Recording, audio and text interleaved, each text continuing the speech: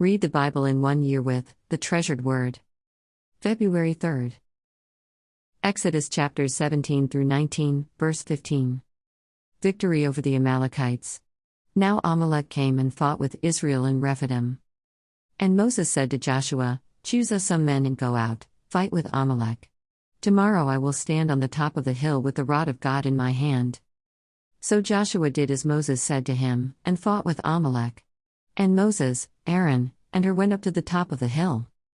And so it was, when Moses held up his hand, that Israel prevailed, and when he let down his hand, Amalek prevailed.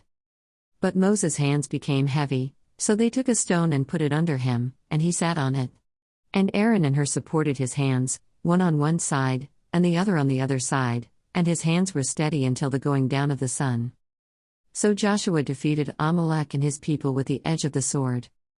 Then the Lord said to Moses, "Write this for a memorial in the book and recount it in the hearing of Joshua, that I will utterly blot out the remembrance of Amalek from under heaven." And Moses built an altar and called its name, "The Lord is my banner." For he said, "Because the Lord has sworn, the Lord will have war with Amalek from generation to generation." Jethro's advice. And Jethro, the priest of Midian, Moses' father-in-law, heard of all that God had done for Moses and for Israel his people, that the Lord had brought Israel out of Egypt.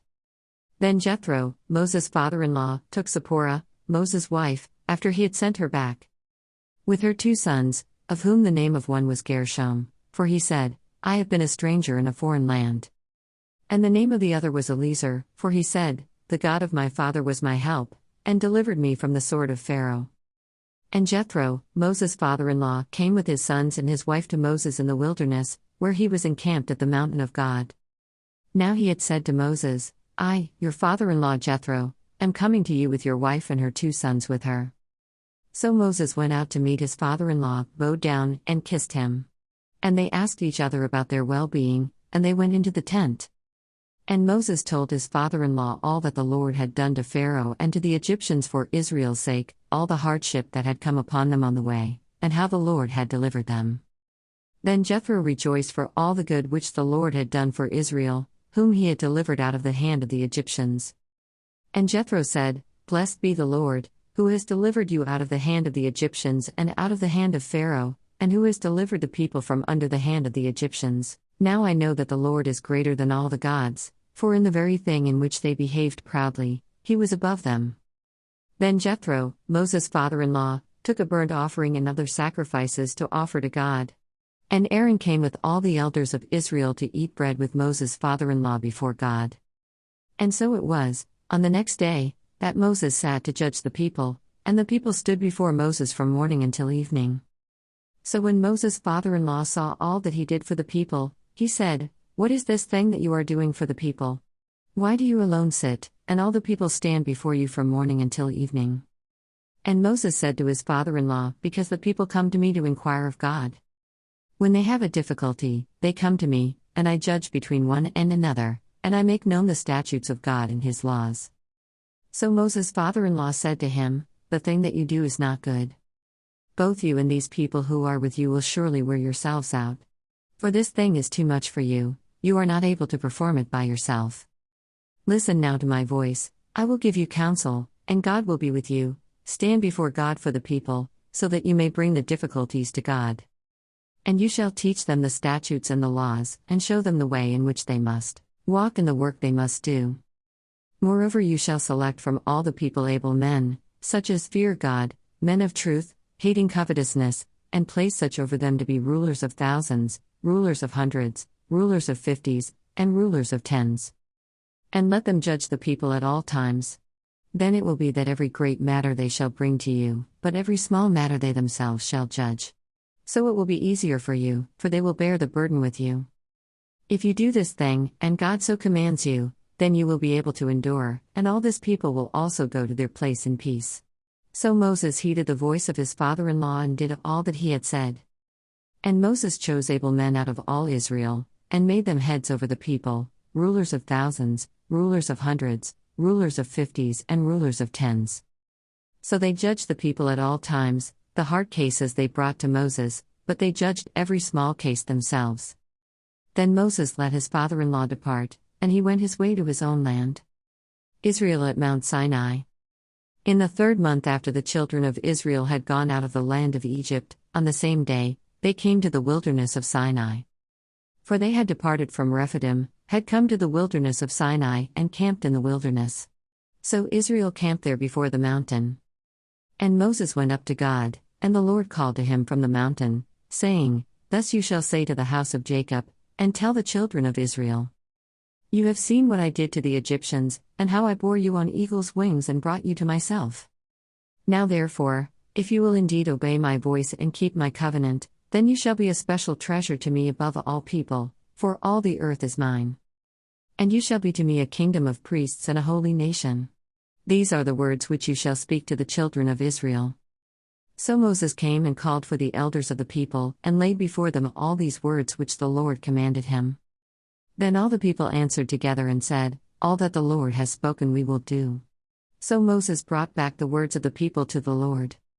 And the Lord said to Moses, Behold, I come to you in the thick cloud, that the people may hear when I speak with you, and believe you forever. So Moses told the words of the people to the Lord. Then the Lord said to Moses, Go to the people and consecrate them today and tomorrow, and let them wash their clothes. And let them be ready for the 3rd day.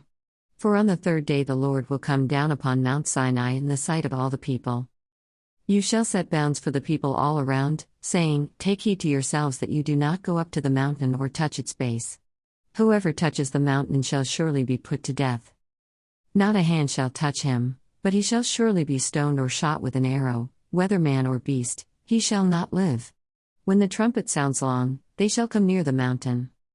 So Moses went down from the mountain to the people and sanctified the people, and they washed their clothes.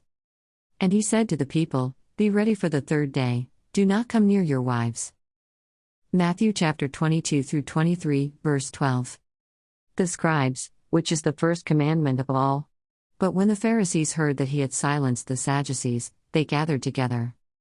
Then one of them, a lawyer, asked him a question, testing him and saying, Teacher, which is the great commandment in the law? Jesus said to him, You shall love the Lord your God with all your heart, with all your soul, and with all your mind. This is the first and great commandment. And the second is like it, You shall love your neighbor as yourself. On these 2 commandments hang all the law and the prophets. Jesus, how can David call his descendant Lord? While the Pharisees were gathered together, Jesus asked them, saying, What do you think about the Christ? Whose son is he? They said to him, The son of David. He said to them, How then does David in the Spirit call him Lord, saying, The Lord said to my Lord, Sit at my right hand, till I make your enemies your footstool. If David then calls him Lord, how is he his son? And no one was able to answer him a word, nor from that day on did anyone dare question him any more. Woe to the scribes and Pharisees! Then Jesus spoke to the multitudes and to his disciples, saying, The scribes and the Pharisees sit in Moses' seat. Therefore whatever they tell you to observe, that observe and do, but do not do according to their works, for they say, and do not do. For they bind heavy burdens, hard to bear, and lay them on men's shoulders, but they themselves will not move them with one of their fingers. But all their works they do to be seen by men. They make their phylacteries broad and enlarge the borders of their garments. They love the best places at feasts, the best seats in the synagogues, greetings in the marketplaces, and to be called by men, Rabbi, Rabbi. But you, do not be called Rabbi, for one is your teacher, the Christ, and you are all brethren. Do not call anyone on earth your father, for one is your Father, he who is in heaven. And do not be called teachers, for one is your teacher, the Christ. But he who is greatest among you shall be your servant. And whoever exalts himself will be humbled, and he who humbles himself will be exalted. Psalms chapter 27, verses 7 through 14. Hear, O Lord, when I cry with my voice. Have mercy also upon me, and answer me. When you said, Seek my face, my heart said to you, Your face, Lord, I will seek. Do not hide your face from me, do not turn your servant away in anger. You have been my help, do not leave me nor forsake me, O God of my salvation. When my father and my mother forsake me, then the Lord will take care of me. Teach me your way, O Lord, and lead me in a smooth path, because of my enemies. Do not deliver me to the will of my adversaries, for false witnesses have risen against me, and such as breathe out violence. I would have lost heart, unless I had believed that I would see the goodness of the Lord in the land of the living. Wait on the Lord, be of good courage, and he shall strengthen your heart. Wait, I say, on the Lord. Proverbs chapter 6, verses 27 through 35. Can a man take fire to his bosom, and his clothes not be burned? Can one walk on hot coals, and his feet not be seared? So is he who goes into his neighbor's wife, whoever touches her shall not be innocent. People do not despise a thief if he steals to satisfy himself when he is starving. Yet when he is found, he must restore sevenfold, he may have to give up all the substance of his house. Whoever commits adultery with a woman lacks understanding, he who does so destroys his own soul. Wounds and dishonor he will get, and his reproach will not be wiped away. For jealousy is a husband's fury, therefore he will not spare in the day of vengeance.